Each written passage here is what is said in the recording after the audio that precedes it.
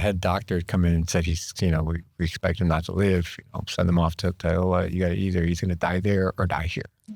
Right. And at that time, one of the nurses, she goes, Peter, I don't know what they told you, but I'm going to tell you, I've been a nurse here for 5 years and I've never experienced the what you've created in this space. You've created this energy in here that's very chills. Yeah, she goes, you've created this energy in here that she goes, I've never felt before in this hospital.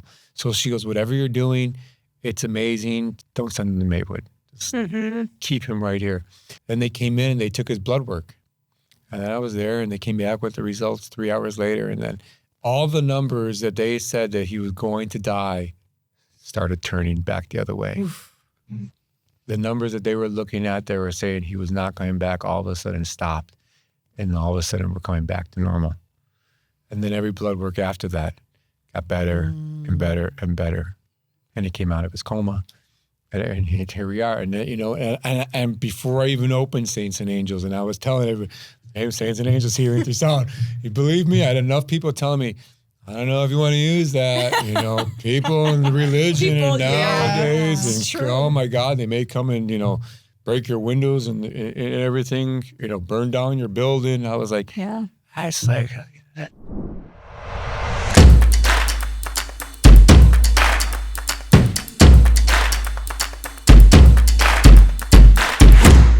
Hey, welcome back to Remember You. On this episode, we have a sound healer from Chicago, Illinois. He owns a place called Saints and Angels. His name's Peter Canelis. He's used sound to cure himself from cancer, his partner from liver failure, and so many other countless people. This is a must-watch episode. You will get so much out of it. Thanks for being part of us and our community. We love you guys. Enjoy the episode.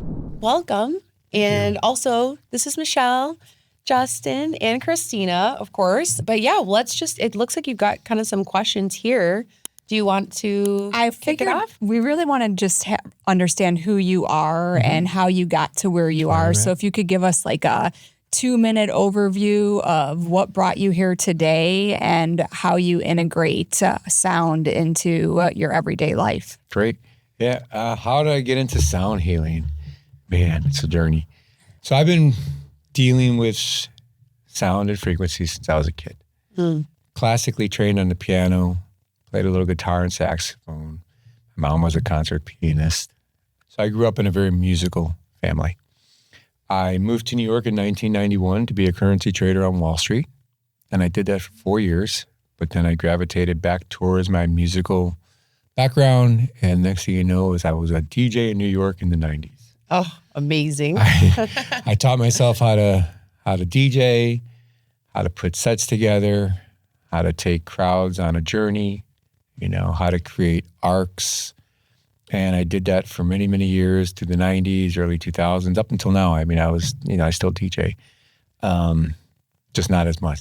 Now I do sound healing. And I started writing dance music in the 90s.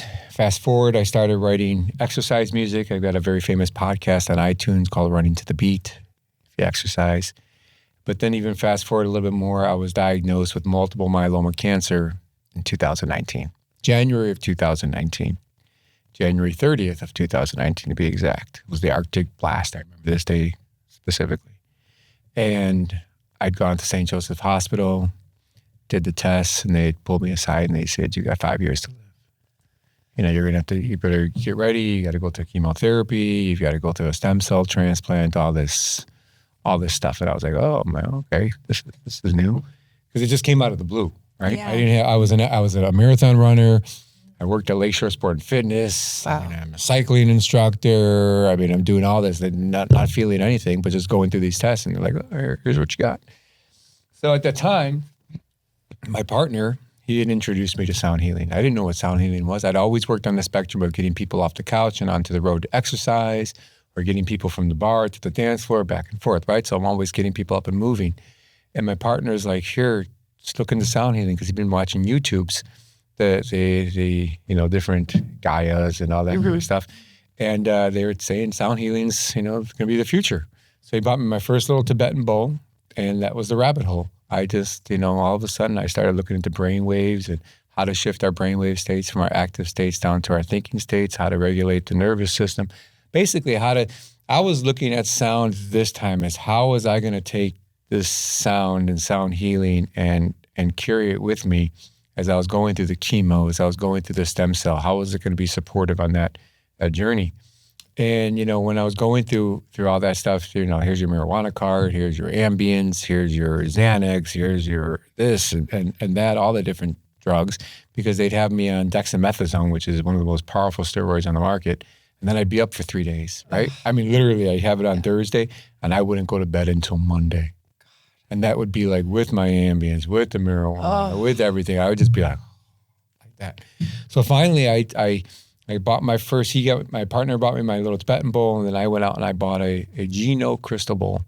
And I literally sat in my condo, and I would just start playing the bowl, just listening to the tones, just introducing these sounds to my body, because it's always been dance music and those frequencies. Now I'm introducing these frequencies to my body, to my field, and I'm just noticing the shift. Just on my own, I was able to start falling asleep. I was just finding this calmness, this steadiness. I just noticed I was able to start dealing with things just differently. It was just more magical for me. Next thing I know is I was weaning myself off the Ambience, off the Xanax, off all that kind of stuff. And moving forward, I bought more bowls and just started practicing. I sat in my studio my condo for 2 years before I actually went out and started playing for people in public. I mean, for me, because sound is so important. Too many people take sound for granted, or they treat sound as though it's like it's just kind of like, they're just pretty sounds, right? What harm are they going to do to anybody? And see this, and that's a kind of a what harm does the sound do? Could it do to people? And that's an interesting topic, I think, on its own right, because in a sense, when I do a sound bath, let's say I was doing a sound bath with the 4 of you right now. We're not having a discussion in advance. I don't know what any of you are going through, right? So what I do is I create a general vitamin of sound. I like to call it a vitamin of sound bath. It's just like you take a vitamin in the morning, you have your multivitamins, your body takes in what it needs of the vitamins, the minerals, and then it passes through, eliminates the ones it doesn't need, right? I say the same thing happens with sound, right? Your body, I'm playing all these different frequencies, and I'm creating this vibrational dome in the room. And as everyone's laying there, your body is now resonating to what I'm playing, and it's taking in the frequencies that it needs and the frequencies that it doesn't need. It just kind of lets pass. But where I think a lot of sound healers may go astray is on a few different things. One, the intention they put behind the sound and why they're using those frequencies and why they're playing them in a certain order, right? It's not like, there are those who just have their instruments, ding, ding, ding, ding, ding, and they're just, I like to say, playing pretty notes if they're playing them, musically correct.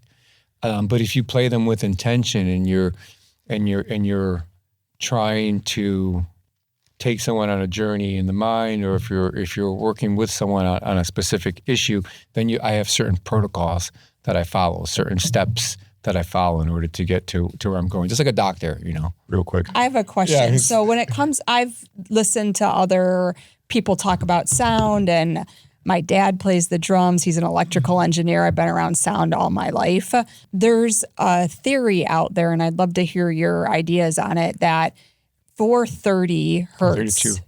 Yeah, 430 is what our 432. 432 is what our current music is on. 440. 440, and then 432 is actually what should be used for healing. Can you talk about what you think about that? I use both. Okay.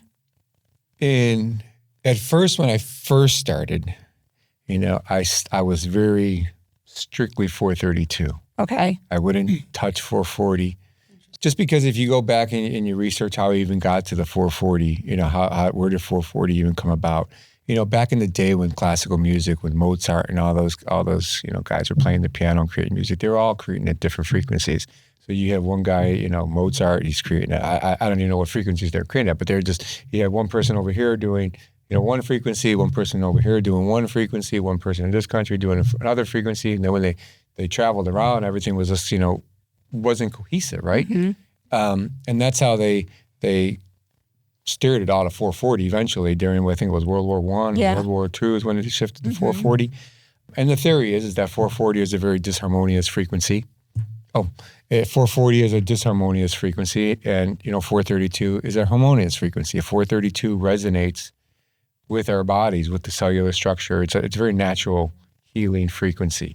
All my 90% of my instruments are tuned to 432 hertz. My lower bowls, I got really big, like 20-inch bowls. Half of those are 440, half of those are 432. And the reason I keep them, are different is because of the effects that I like to use in the space. Because when I have the different frequencies, like I got a G note at 432 and a G note at 440, right? So I like to create effects. I like to create effects with the music because an experience with me is a co-creative process.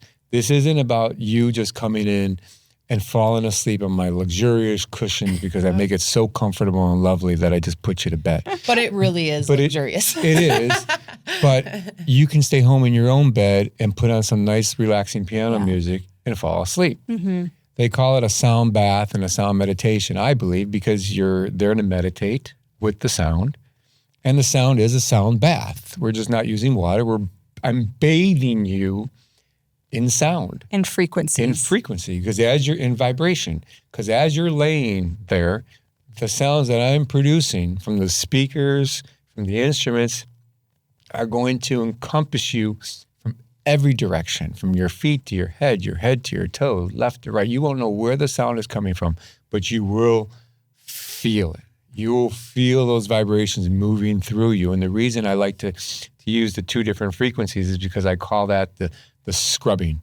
I call that the wiping. I call that the cleansing. So when you're going through your visualization and you're feeling the sounds moving through you, and if you have issues going on in your throat center, then as I'm creating this wobbling effect, you can imagine something. Right? You can imagine that windshield wiper cleaning your energetic field. Right? That's why I like to use, use different frequencies to create different effects, like wobbling effects like that. And then I'll go into one, so then it's like a resolve. Nice. Well, and I wanted to share really quick because I just did. So I went to a private sound bath. That's how we connected with my boyfriend, Jordan. I did it for a gift for him, and it was different than, so you have two offerings, like the one-on-one or like the small private ones versus like now the group classes, which are up to 15 people. But the experience that we had was, first of all, it was almost like a psychedelic experience for me. Like, and I'm very sensitive to sound. Like I would say like, I'm a sound nerd. Like I love, like these experiences are really, really powerful for me. I saw Jordan like leave his body. Like I saw him like astral body like above him. And I know that sounds totally crazy, but I looked over because he passed out right away. And he is new to all these different things. And so he's never done anything like that. And he has been just dealing with a lot of really intense stress. And at the time when we went to see you, he hadn't been able to sleep regularly for months.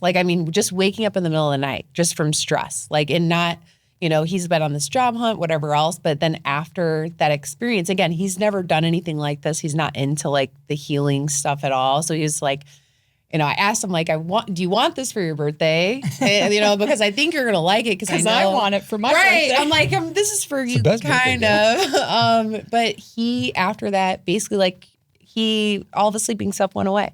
And it was it reset his. It's resetting. His thing. And he, of course, again, he doesn't have the language because this is new for him, but he was just glowing, for a week after that. And I was like, you don't realize what we just did. And then I took my friend Scott, who came into town, and he had the same exact experience. He was saying, he was wow, I just felt like I floated off into another realm. He was I was emotional, there were tears, and it was just this, they didn't even know how to describe what the experience was because it was so immersive. And so it's not just these, these bowls. The ones that we did in the most recent one were the huge ones I think you're talking about. But there's so many other elements that you're incorporating where you really feel you're the vitamin, the bubble or whatever you're saying it's very real. Like it's so deeply immersive. I've never experienced anything like it. And I've been to many sound baths. So very, very cool. So I have a question for you. So you got a diagnosis for basically a life-ending cancer, and that was in 2019. Thanks. And you went through the chemo and all the drugs that they give you and the stem cell replacement. And that was 2019. So 6 years later, so you're In remission. I've been I've been in remission since November 2020. Okay. They, with multiple myeloma, they want you on chemo for life. Okay. Wow. Yeah, it's daily chemo for life. And at that time, I was like 250 pounds, from all the drugs they had me on. And, it was during COVID. So, we're all like still sitting in the house and everything. And then it was now March of 2021. And, now we all have to get back to work, right? So I got a job at the Metropolitan Club in the Willis Tower. And I'm like, man, I'm not going to be able to, I was managing the club as their sales guy. I'm 250. I had brain fog from the chemo. I was like, I'm not going to be able to do this job. So I told my doctor, at the time, I'm not going to do maintenance therapy. I don't want to be on chemo for life. I said, you got my stem cells. I said, I'm doing what I'm doing. And I'll come in every 3 months and we'll take my blood work. And if something arises, we can address it then. But I refuse to take chemo for life. And I just do my sound. And every, for the last, up until, till now, I go in there all the time. I do my blood work. And every time I walk out, it's like, you're my best patient. Just keep doing what you're doing. And I'll see you in 3 months. Wow. That's awesome. And I attribute so much of my success and my health to Western medicine. Because I do believe that the cancers that we get nowadays, are caused by the food, by the air, by man-made chemicals, pollution, and frequencies that are just coming at us all the time, right? And maybe back in the day, 1,000 years ago, sound bowls was enough, because you didn't have all this man-made stuff coming at you because everything was natural. Your illnesses was coming from nature. But when these man-made, things are coming at us, you need man-made chemicals to fucking give it that shock. And then in order to help regulate the nervous system and just keep everything at bay, that's where the sound comes in. Right. And for me, being a DJ for so long and partying and going around and traveling and being up all night, making people sing and dance, it puts a toll on your body, right? I was always in that fast, like, bang, gang. Yeah, the cortisol. Yeah, just constantly going. And all this stuff was stirring up in the background because I was never giving my body a chance to stop. I never stopped and giving my body a chance to say, hey, Peter stopped. Let's see what's wrong with him. They can go, okay, we need to go over here because when you're just constantly working and doing your stuff, you're sending all your resources over here. And all your shit, sorry, my language, all your stuff is brewing up bad over here and it's not being addressed. So yeah, that's how sound became very just powerful in for me. And that's why I just want to share it with everybody as much as I can. So how did you move? So obviously you had a mixture of this and Western medicine. So what was your program that you create, your vitamin that you created for yourself to get you through this? And then how do you use it every day with sound? Man, that's a very tough, interesting question for me here. For me, it was experimentation. Because I didn't know what I was doing when I first started. I was learning. I was studying. I didn't know what the brainwave states were. I mean, I was learning that, we got our alpha and our beta and our alpha and going down into the delta. And, and then I was playing the instruments for myself and just noticing how they're making me feel and dealing with, I'd play the bowls for a while and then I'd go off and I'd do other stuff and just realizing how I'm dealing with things over here. Maybe things that would start to agitate me and really get on my nerves weren't anymore because I was just starting to keep this calmness, this steadiness, with me. So to your question, I'd just taking notes. I'd be like, okay, this, and playing the G note. Yeah, it's making me feel good here in the throat. I was expressing myself better than I normally would. Then I bought myself a grounding bowl. I bought myself the C note, and then this is how it was making me feel. And I would just write these things down. And then I would, and I'd be like, okay, I've got this pain in my arm. And I would just start playing different things and being like, pain's still there. Okay, that's not working. Tuning forks. And I get a tuning fork and I'd start, playing with myself on a tuning fork. Okay, yeah, that works.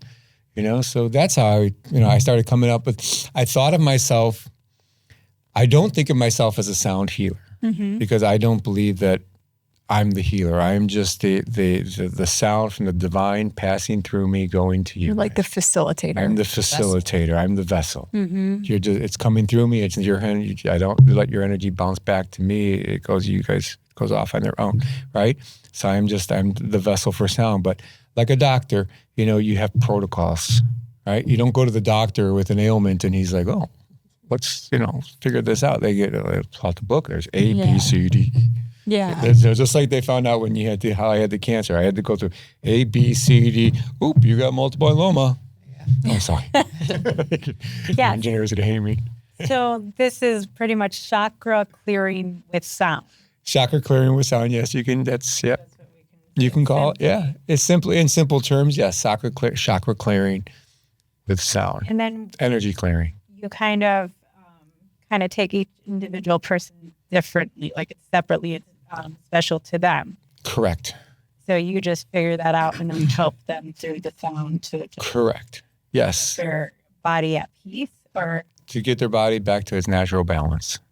And that can be in one session. It can take 7 sessions. It can take, it really depends on what someone's going through and how long it takes for them to get there. Some people walk out of the studio like Jordan.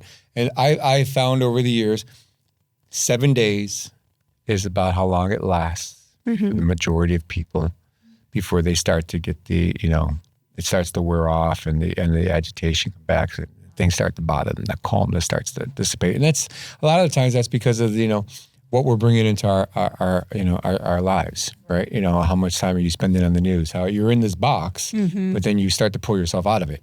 Yes. Right? You get all these other outside things start to pull you away from that. So it's a practice that people need to keep up with, and maybe even on a daily basis, not just weekly, because of the stressors everyone's under throughout the week. Go ahead. Oh, I was just going to say that we were talking about this on the way here, but what I felt after the most recent one that I went to was just that like a mask that I didn't know I was wearing was removed. And like the big theme and like message that kind of came through for me was simply just stop performing. Like like in whatever way and so it just made me reflect on that. I'm like, okay, like I feel like I'm someone who doesn't do that, but it's like clearly I am, if that's like the message that's coming up. And so after that session specifically, I feel like I've been so much more at a baseline of just my natural self, like totally authentic, like just this is who it is, like this is what's coming up, but not like constraining it either. So just like allowing each day to be new and like whatever's coming up and like letting myself just not fall into whatever I think I need to be. And that's what was just so interesting. Whereas like the person sitting next to me, Scott, my friend, completely different reality, like completely different experience. And my point in just sharing that is that it's really, I don't think it's like, there's no one size fits all. Like it's so completely custom to whatever you're bringing in. And I do tons of like energy and like in this space, I work with people one-on-one. So I try to do a lot of like receiving of like breath work or like, whatever else to like make sure I'm not picking up other people's energies. So maybe I wasn't coming in with anything specific. Like that you know of. That I know of. No, for sure. That I know of. People don't realize they need this until they actually go through the experience. Totally. Yeah, but anyways, it's interesting because I'm reading a book called The Field right now, and she goes through and talks about quantum biology and quantum physics and how almost everything that we like our life is all frequency, and we don't realize it. So I'm taking this kind of from the book to ask you this question. She talks a lot about like people who have cancer have light in their body, but they don't really know where it comes from. But when you introduce certain frequencies, the cancer actually starts to disappear and the light starts to come back. So to me, this frequency work that you're doing is part of what realigns us with like the divine frequency, gives us that light back and helps us just naturally heal our body. And then you said something about crystals. Are all your bowls crystal? Yes. Because she talks about how crystals in this book are like living organisms, and it actually helps bring us back into divine alignment. So the most of my bowls are all crystal, outside of my Himalayan bowls and that. But yes, I have, tons of crystal bowls, and, they're 99.9% quartz crystals. And the reason we resonate so well with them is because of the crystalline properties in our own cellular structure. Yes. Right? Okay. That's why we resonate so well with the crystal bowls. What was the question again? I'm sorry. So how do you use them? And you're getting us back into like the divine frequency, right? And I like to say I'm bringing everyone back to their homeostasis. Homeostasis. That's perfect. Okay. I'm just bringing you back to your natural order. So it's like you play a guitar when you tune it, and then over time it gets out of tune because the strings get a little bit longer and you need to retune it. And the things that you're speaking on, I relate to from like the health perspective, because everything's frequency and our eyes are really truly the extension of our brain, which takes in all this information. So are our ears, right? The sensory awareness, but our cellular structure, our skin, our connective tissue, right, is all just, it's vibrating. And then as you immerse it into this bath, it's resonating, and your cells resonating. It's kind of like a wine glass with the reverberation, right? Yeah. And what isn't supposed to be there shatters. Yeah. And your body is able to dissipate this. The thing that I've been really into is cymatics. Yeah. And visualization the shape of sound. Yeah, the visualization of sound, because it brings it into reality for a lot of people. And the things that, like, the structure of your cells are the way they are because of the vibration that they hold. And so just as geometry is sound frozen in time or frozen in a solid state, so to speak, or captured in a solid state, right? The things I think about when you're talking about delivering vitamin via sound is light. Actually, from a quantum metabolic standpoint, like yellow light helps to synthesize the absorption of vitamin A. And so when you receive yellow light, you're able to actually synthesize vitamins at a different frequency or a different rate. Just as blue light, many benefits, but many negatives. It makes you run through the DHA omega-3 fatty acids in your cells. So that's the protective barrier, part of the protective barrier in your brain. And you run through that source a lot faster when you're exposed to blue light. And so much like, I'm sure, exposed to certain sound waves, certain frequencies, like there's frequencies that we don't even hear, right? That are just constantly bombarding our bodies. EMFs, right? Electromagnetic frequencies. They carry a sound that's causing static in your body, and you're clearing that. And I think that's fantastic, because as we talked about before the podcast, is Einstein's quote of the future is medicine. It's future of medicine. Energy and vibration, right? Yeah. Frequency and vibration. I love my analogies, because I think it makes it very easy for people to understand what's happening, what's going on. An analogy I love to use for sound baths is the car wash analogy. Just picture yourself, we're all energy, right? We just spin at a fast rate, we're matter. But I mean, if you picture yourself in your car, in your car, and then instead of your car, just picture yourself as your energy field, that you're about to go through a car wash. And what's the first thing when you go through a car wash? You pay, and then you're going into the thing, and the guy's like this, right? He wants to ground you. He wants you to get into those railings so you don't go off and hit his equipment. That's grounding. So that's how I always start off a session. I've got low frequencies playing to keep everyone's energy grounded. I'm coming around with grounding frequencies to make sure, especially if they're on their mats, and I'm coming over them so their energy stays grounded. Because I know when this session begins that I'm going to start lifting everyone's energy up, and some people can really go off, and it'll be hard to bring them back if you're not holding space properly. That's why I like to ground everyone first. Get in my tracks so you don't go crazy and go, I don't lose you. I ground everybody. But then all my instruments are very akin to the mechanics of a car wash. So what's the first thing that comes out when you go through a car wash? You get a little water, maybe a few little soap bubbles, but then those brushes come out, right? Those things that get the dirt off the car, which is, if you think of your energy field and you got static and noise, I start coming around the room with shakers and rattlers. Those are my brushes.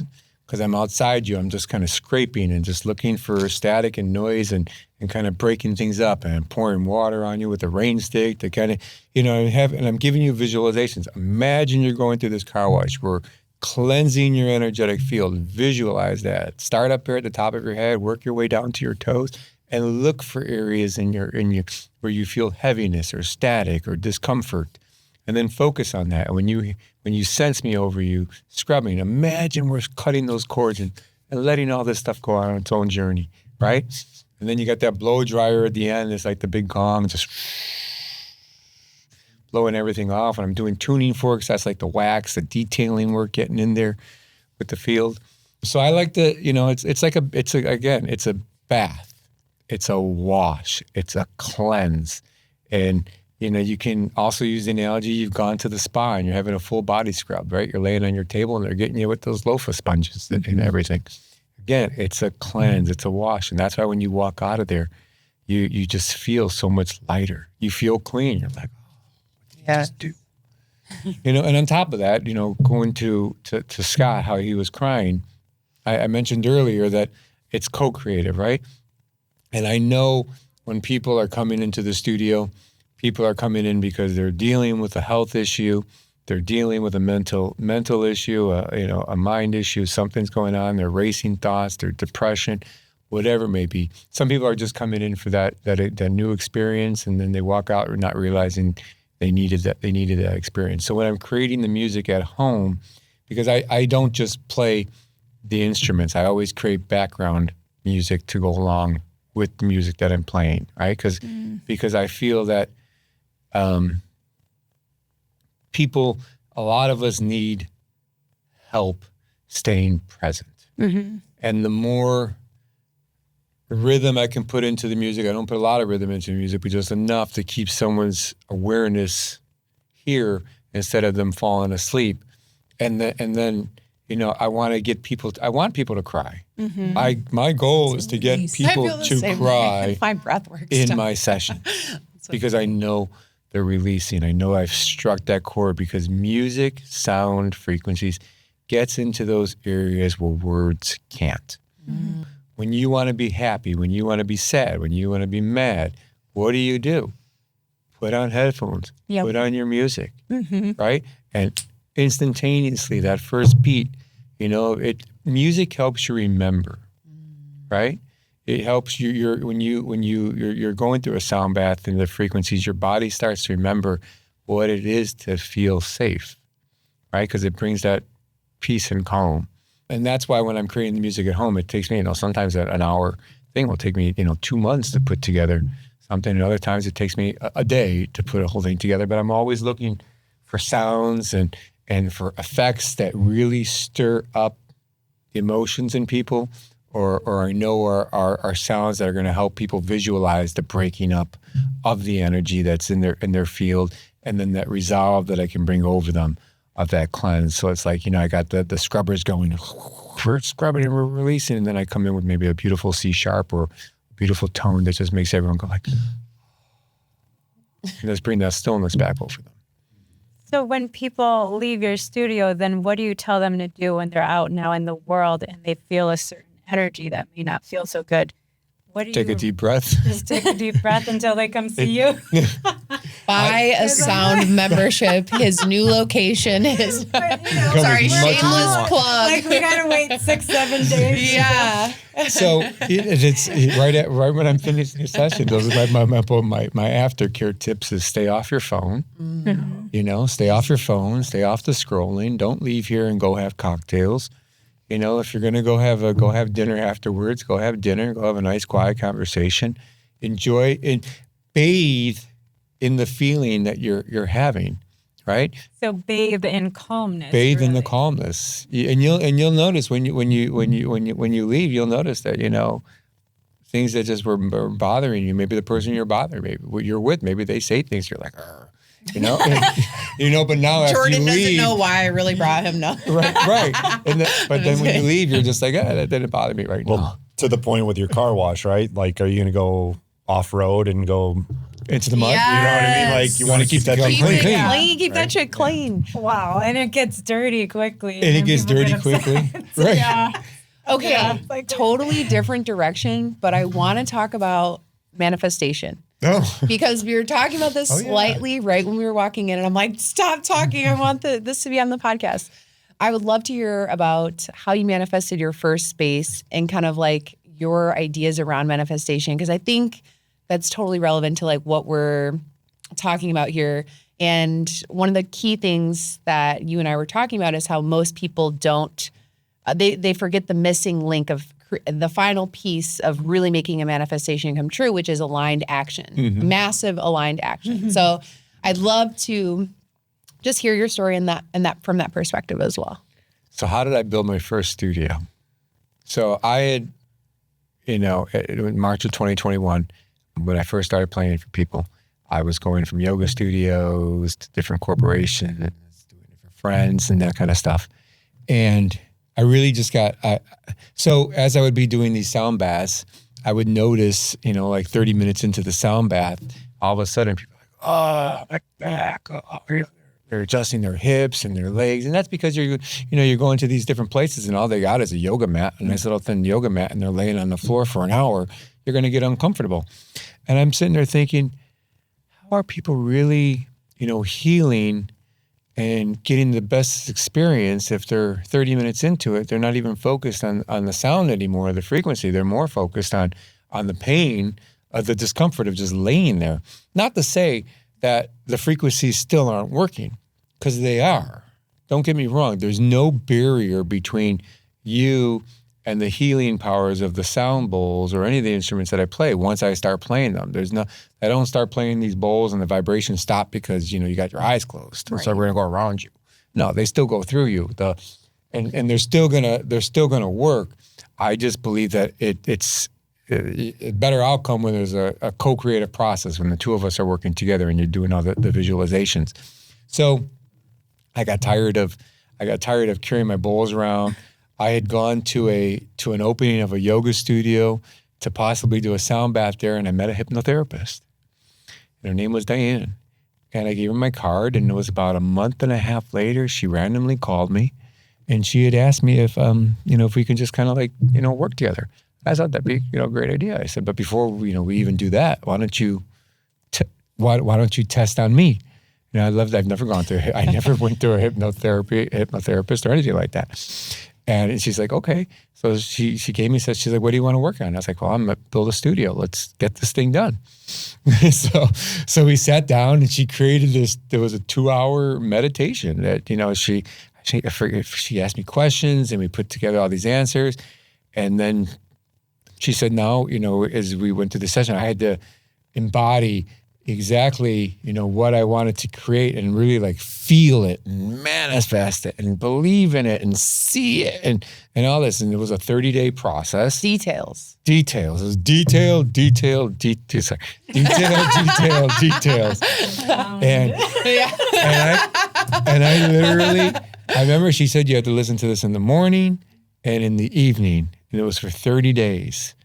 And I did, and I would take it into the studio or at home, and I'd listen to it in the morning. Was the recording of your session? It was a recording of my session. And if I remember, it was my voice or her voice. No, it was her voice. And I would play it, and I would visualize it, but then I would start playing it in the studio as I was creating it in the studio. Cool. And then I would sit in my studio, just in the bare room, and I would be doing snow angels, feeling, how's it going to feel in here? How's it going to feel? And then I'd finish, and then I would just have this okay, let's get to work. It was it took me from just thinking about what I wanted to do, and it put me into the action. It activated you. It activated me. Cool. And I had the studio done 2 weeks in advance. I gave myself a deadline, and I had it done sooner than the deadline that I was supposed to be done. So that was great. But, I always say most people, they forget the action part. People are like, I want a lot of money, I want abundance. And people aren't very specific. They're not detailed. I want abundance. Okay, yeah, I want abundance. I want abundance. And the universe says, okay, we'll give you a bucket of abundance. Boom, boom, boom. You know, they whack you over the head with a bunch of abundance of getting knocked out. Right? It's interesting because that's why I decided to go and back and get my hypnotherapy certification and go and do this, because I had a similar experience with my hypnotherapy. I went for a bunch of stuff, and I've shared a lot on the podcast, but one thing that my therapist did for me was walk me through a similar situation to embody and feel and then become the person that I wanted to be to attract the right relationships into my life. And he walks me through kind of a whole thing like you were talking about. And I didn't know it at the time, but I literally had a like an out-of-body experience and had a vision of my now current husband in our kitchen that is now our kitchen, that I would, I saw into the future, I guess you could say, by doing an activity like that. And I'm a true believer in it. It's something that I teach my clients now, which is what you're saying, right? It's to choose, make the choice. You wanted to open the studio, right? That was your choice. Then you started feeling, what is it going to feel like? How am I going to embody that? What's the, like, you know, when you said you were doing your snow angels, like you were feeling that like cleansing and excitement and all of that. Yeah. And then you become, that's when your I am statements start happening, because then you are being this person because you've taken all of these actions to get there. It's a beautiful story. Thank you. Yeah, I was just thinking your story shows the power of visualization, and then the inspired action that takes place after that visualization. It's really cool. And that was the same thing I did with this the new studio that I'm in, because it took me 8 months to find the space. You know, taken 3 weeks to put it all together. But for the last 8 months, I've been manifesting it for 8 months. I've been very detailed to the T with how much I was going to pay, the location. I mean, I was very, very specific. And every day for 8 months, I mean, I just kept embodying, what's it going to feel like to have this space? What's it going to feel like to now, instead of having 8 people into my little studio, you're now going to have 20 people in your studio. And what's it going to feel like to have people walking out of your studio feeling great? What's it going to feel like if you have people walking out of your studio who may not feel so great? So I had to, I try and embody every possible aspect of, that there is. But yeah, I don't know. It's like I said, I could sometimes ramble. And then I somehow got into your manifestation and made sure that it was across the street from my apartment. Literally, I gave him Neoma for the studio, the big plant, because it wasn't going to fit in his car. We were going to bring it. But I mean, how cool, like that. And so with that, how long did that process take for you? You said for this space, you said about a year? About 8 months. I started looking for a new space was February of this year. And every time I thought I found the new space, a wrench had came in. Every single time. And I was like, man, I guess that wasn't the space. Just release. And I would just, okay, we gotta, I get frustrated. I'd be like, man, here we go again. Yeah. Oh, God, am I gonna get out of this space? Like I get claustrophobic. Well, and my space is like the size of this room, my old space. And For 8 people? Well, and the reason, Maybe it was this and a half. but the only reason that I actually got the one-on-one session is because I could never get into his group class. The group classes were always sold out. And you did how many are you doing at the old space a month? The old space I would do anywhere from 4 to 6 a week. Yeah, at but the they were old just space. always immediately sold out. Yeah. And so I could never get it. And so I was like, fine, I'm just going to buy the one-on-one. I can't get in with this guy. And then it worked out great. But the new space now, so are you keeping both spaces or just moving everything to this? I'm moving everything to the new space. I was going to keep both, and I was just like, it makes no sense to keep both now that I can just handle everybody in one spot. Well, as far as your new space goes, tell people about your offerings. What are you excited about? What's coming into the pipeline in the next year? So in this space, It's a bigger space. So I got the community group classes. I do private individuals, private couples, private small groups, corporate wellness. If you want to come in for birthday parties, anniversaries, maybe a private healing, someone's going through cancer, someone's going through some sort of ailment or just depression or whatever it may be. Sometimes you just want an energetic cleanse. I'm there for everything sound, right? So now I'm going to be introducing some new stuff, stretching and sound, not yoga, just gentle. So when I first started doing on my own, I would sit in my studio and I would just play the bowls because I'm not flexible. So I would sit there and I'd be like on my knees or I'd be standing because I can't, if I cross my legs, I fall backwards. Yeah. And so I was like, man, I got to get flexible. I see all these other people doing sound baths and they got their legs crossed like, I was like, it's not me. So I would just start playing the bowls and I was like, okay, I got to stretch. So I would just play and I'd be like stretching to the sound and I would hold it. As the sound would dissipate, I'd come back into, back to my balance. Amazing. And I'd go back into another stretch. So I want to incorporate that into one of my sessions. I want to bring hypnosis in and do hypnosis and sound. Yeah. And just and any other thing I can think of doing with sound and, in the studio and sound and dancing. I don't know. Awesome. So I want to bring the listeners back. I have a question about the safe space that you create. So I think it's really important to give them kind of a visual of what your space looks like and how you created that more comfortable, safe space than a yoga mat. What did you add to it? Because I did a meditation retreat and I had exactly what you were doing. I just had a hip replacement.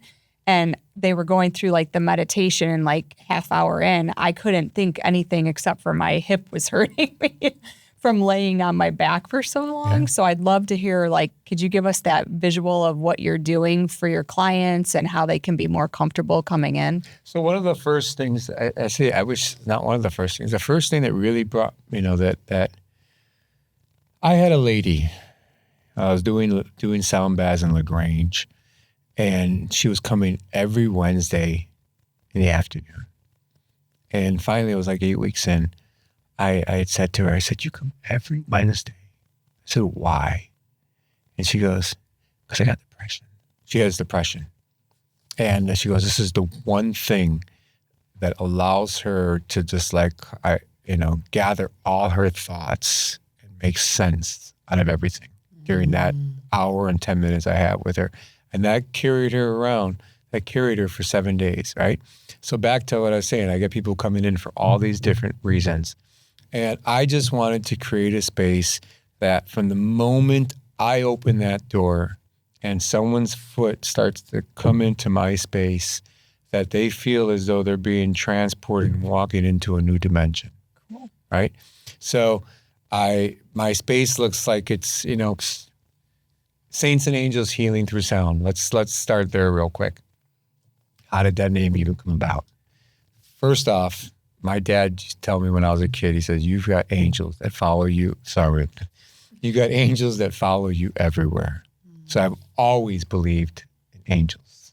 And I've always believed in saints. I've always in my house and my condo, I've always got angels and saints everywhere. It's like a little church in my home. So I wanted to just create that environment where people were just able to let go.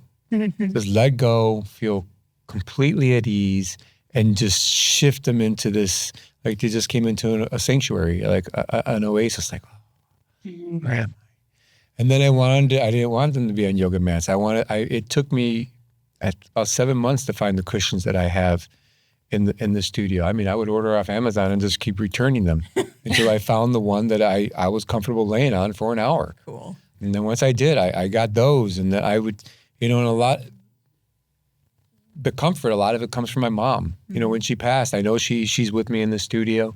I know she was the designer at home. She was the one that was always rearranging everything, and I constantly rearranged my studio. You saw the clouds in the picture in the studio. Because I want you to feel as though you're up in heaven. Yeah. So I make it very immersive, and it's immersive. It's not only immersive with the sound, it's immersive visually. I've got the clouds, I've got the cushions, I've got the rugs on the floor that make you feel like you're on a cloud. I've got the murals on the wall that are sky. That's a big sky. So you feel like you're floating in the sky when you're laying on there. You got the eye mask to keep you. I've got the scents, the smells of frankincense going on. So it gives you that kind of like divine and like I'm in a church, kind of feeling. So I give you all this sensory, experience that just kind of make you very comfortable. Beautiful. Yeah. That's awesome. It's and you don't have to bring anything. You just come as is. I take care of all that. But back to, how I came up with Saints and Angels Healing Through Sound. During COVID, my partner had gone into the hospital. He was dying. And they had told me that he wasn't going to live in the hospital. They had said, his liver is going to fail. You might as well send him off to Iola and Maywood, and maybe he'll get a liver transplant. And at that time, I was like, I was a wreck. And I had brought in all my angels from the house, decorated the whole, the hospital room. I had called up the bishop from the Greek Orthodox, church, and I said, send me the healing prayers of the Byzantine, the chanting. So I had that. I had different solfeggio frequencies. This is before me, this is where I'm just now learning, right? I hadn't, I got, gone off and started doing sound baths yet. So I was getting music off the internet, the different frequencies. I had headphones on them. We were studying pranic healing. So I was doing pranic healing work, on them at the same time. And at one point, this is when the head doctor had come in and said, we expect him not to live. Send him off to Iola. You got to either he's going to die there or die here, right? If you send him to Iola, you'll never see him again. If we keep him here, you'll stay with him. And at that time, one of the nurses, after they she came into the room. She sat me down and she goes, Peter, I don't know what they told you, but I'm going to tell you, I've been a nurse here. She goes, I've been a nurse here for 5 years, and I've never experienced the what you've created in this space. You've created this energy in here that's very chills. Yeah. She goes, you've created this energy in here that she goes, I've never felt before in this hospital. So she goes, whatever you're doing, it's amazing. You do what you have to do, but just know that what you're creating here is it's special. And that was the thing that said to me, don't send him to Maywood. Just keep him right here. So then I called up my the priest again, and I said, can you send, because you were across the street from St. Basil's Church, we're at Rush at the time, and I said, can you send over the church, the priest from St. Basil's to do the last rites on my partner? So he came over and he did St. Basil, the last rites. He gave the ashes to my partner and everything. And then they came in and they took his blood work. And I was there and they came back with the results 3 hours later. And then all the numbers that they said that he was going to die started turning back the other way. The numbers that they were looking at, they were saying he was not coming back, all of a sudden stopped. And all of a sudden we're coming back to normal. And then every blood work after that got better and better and better. And he came out of his coma. And here we are. And, and before I even opened Saints and Angels, and I was telling everybody, hey, Saints and Angels Healing Through Sound. You believe me? I had enough people telling me, I don't know if you want to use that. People in the religion nowadays. And oh my God, they may come and, break your windows and everything, burn down your building. I was like, I was like, man, I know something's telling me I have to honor the saints and the angels for everything that they've done. So I said, Saints and Angels Healing Through Sound it is. And they've been with you ever since. Since. All your life, but really through everything that you've been through. That's really beautiful. Yeah. And then, so I wanted to mention this earlier. I do have an acronym for what I do. Yes. It's called DRIFT. Deep relaxation induced by frequencies and tones. Okay. And that's what I like to call the experience that I create. Because what I'm doing is I'm bringing you down and I'm placing you between your theta and your delta states. The minute you come into that space, you start to shift from your beta to your alpha, wherever you're at up there, and you start shifting down. And by the time I start, you're in your theta. By the time, we're going into the session, you're coming down, you're dipping, and I'll dip you into delta, and then I'll bring you back out of it. And then you'll get into what I could just call the drift, where you're not sleeping, you're not awake, you're just in this comfortable zone. And when people start to feel like they're levitating, because I get that all the time, everyone's like, oh my God, I felt like I was levitating. But you were. Because what I'm using, I'm creating sound beds. I'm using the frequencies to create a floor. And then when I got these big bowls and these drones, these frequencies are coming under you. And I call it the magic sound ride. Just like you watch Aladdin and you get on their magic carpet ride and they go off on their journey. I tell everybody, when we're about to go through this experience and you feel these low vibrations come through you, imagine that it's that magic carpet ride and it's going to lift you up and just take you on a journey. And that's what I do in there. So I have a question for you. You used to do like dance music and stuff. Like I'm a huge Avicii fan. I love all his music and everything. Avicii. Yeah. And so I had this conversation with my husband the other day. I'm like, I don't know, I like dance music more than I like any other music because I don't have to listen to the words. Right. I can just listen to the beat and it takes me on a journey, right? So when you transition from more of like DJing and dance type music to this type of music, what did you have to unlearn or like relearn, whatever, to make the transition into sound healing? You're being very aware of everyone in that room. Everybody in that room. Because you even know what your sound can do to people. Yeah, because I know what it did. I know what it's done for me, and I've worked with sound for so long as a DJ, right? And I don't take sounds for granted. I know sounds agitate me. And a lot of times, like when I have private sessions, I'll even experiment with sounds and ask questions. Are there certain sounds that may, agitate you or get your nerves rattling a little bit? Because I want to avoid those. Yeah. And these sessions, are they like 1 hour, 30 minutes? 70 minutes. I start at 70 minutes and I go up to about an hour and a half, 2 hours. Wow.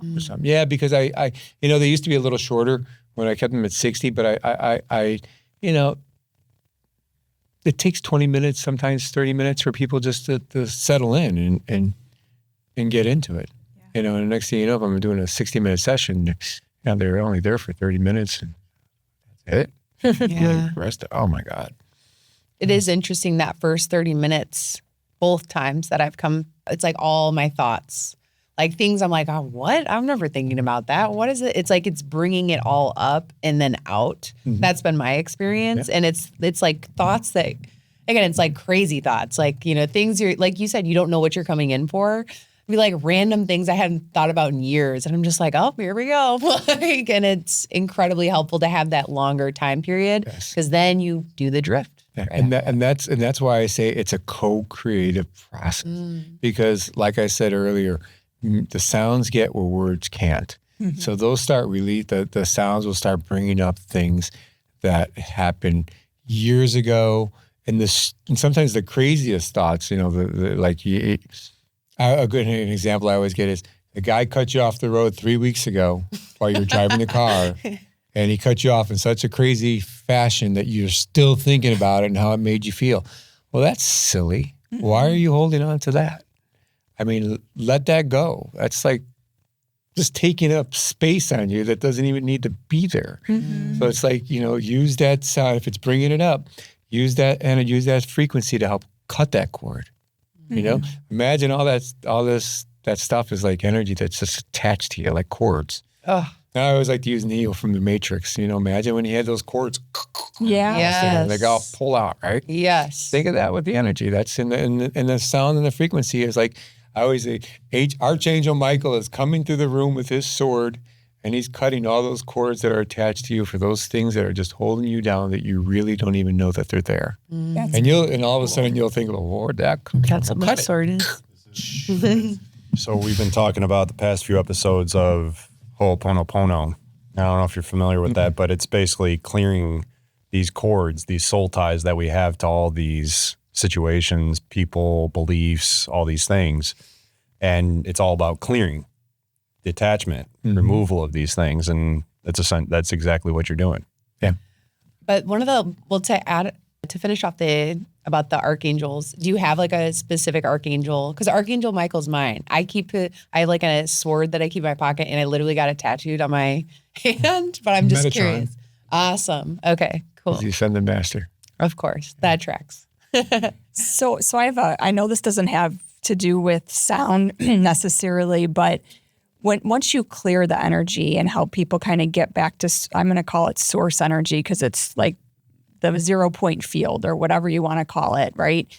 What do you recommend people to keep those, to make sure that they don't keep getting those cords reattached? I know you had mentioned earlier about like not watching the news.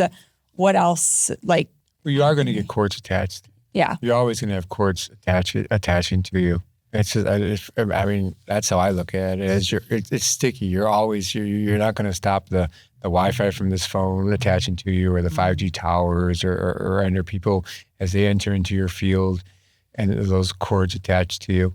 I mean, if you don't want anything, then just kind of get out of the situation, I guess, right away before that cord can attach to you and start to shift you. But come in for a cleaning every 2 weeks or whenever you feel it's necessary.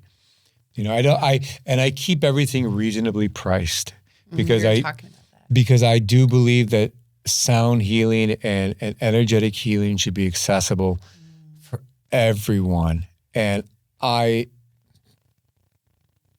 too many sound healers, energy workers, I think price themselves out of the market. Like, how are you going to get business and work and learn more if you can't practice on people?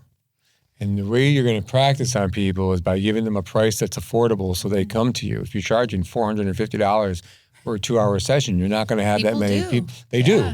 But it takes a lot of people out of the game of being able to afford it. And then I question, then how good is that $450 sound healer if they're really not practicing on anybody, because you're not practicing on many people if you're charging $450. Right. But if you're charging, $150 or $45 on my group sessions, I have sessions, now I'm cutting them back because it takes so much out of me. Yeah. But when I first started doing this, you have to embody, I am, right? I am. Here I am. It's like my cousin's a dentist. And I said, well, when you came out of dental school, you're a dentist like that. It's like, Peter, when I came out of dental school, I didn't know anything. I didn't know anything until I started practicing on people. That's so true. Terrifying and real. Terrifying and real.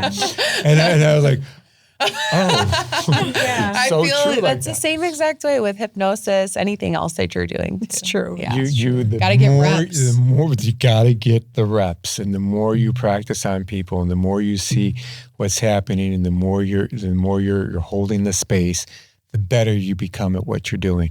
And like everyone always asks me, like, how do you know what you're doing? I say, after 5 years of holding this tuning fork and playing this drum and playing these bowls, I know how they should sound and feel. Yeah. Yeah.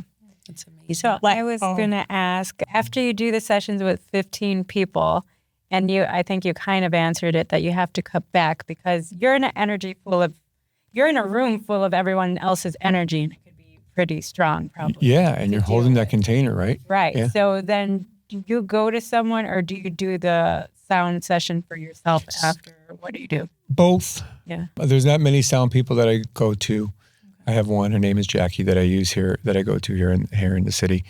But I do my salt baths afterwards. I listen to my own frequencies, and I'll do my binaural beats or my solfeggio frequencies, and through my headphones. I'll play the bowls for myself. I'll do my tuning forks, on myself. I'll meditate. I just, But you still had to cut back on the sessions because just it holding that energetic space. When you're doing it the way that you're doing, which in my opinion is like the right way to facilitate, it is like heavy. It's heavy. It's not like, if you've done a sound bath, 99.9% of all people who do sound baths literally are like a performer. Yes. They sit in the front of the room. They got their bowls around them. They play. They don't talk. They just sit there and they play their instruments. And in an hour, they're done and they say, I'll wake up, right? Me, I'm walking around the room. I'm playing the drum over each person. I'm playing the tuning fork at the end of the session. the 528, because I always use that to seal in the energy over everybody in that studio. You don't leave my studio until I've come through with 528 over you. Yeah. If there's one person or if there's 15 person, everyone's getting, it's like semi-private sessions in my group sessions. So they take a lot out of me like that. Yeah, I can definitely resonate with that. I feel that with my hypnosis sessions, I can't do too many because I give my all and I just need energetic break afterwards. Swear my last question. Kids, do you recommend bringing them? Can they be part of this? Depends. Yes, I do kid sessions. They've come in at the 8 has been the youngest that's come to my studio, and they don't come into the community groups. They'll come in with the families. But I'm getting more and more like family weekends. That's awesome. Yeah, which I love. That's cool. And the mom and dad, and they come in with their 3 kids. Oh, that's amazing. It's really nice, and you'll get like 9, 12, and 14. I want to And they'll do all it. fall Kids asleep. are so, with they're my so kids. awake like now, and they're so sensitive, like way more open to this kind of thing. So I'm sure you have really great results. Oh yeah, yeah. The kids walk out there, they're like, "Oh my god, that was great." Amazing. Well, thank you so much for your time today. This is so thank you for wonderful. having me. I've learned so much. And where can everyone find you online? What's your website? Our website is www.saints-angels.com. Beautiful. And I'm located at 1223 North LaSalle in Chicago. Beautiful. LaSalle Awesome. Division.